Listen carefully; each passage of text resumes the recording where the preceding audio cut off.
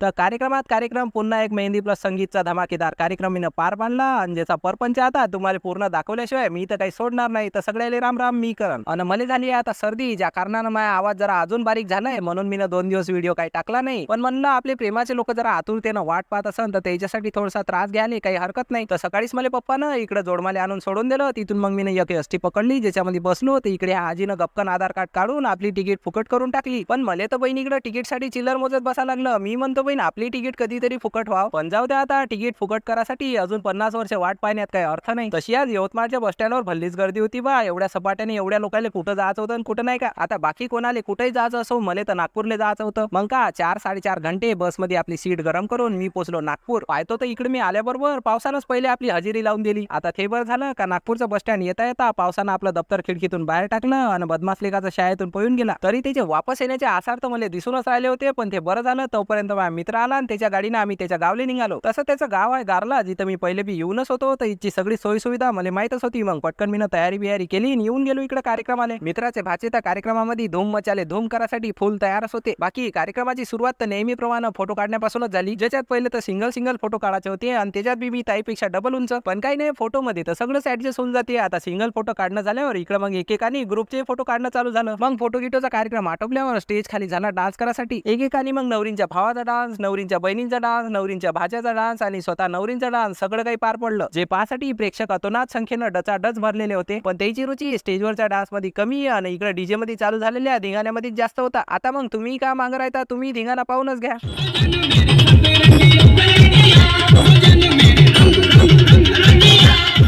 तर चला मग आता सरळ भेटू हळद आणि लग्नाच्या व्लॉग मध्ये.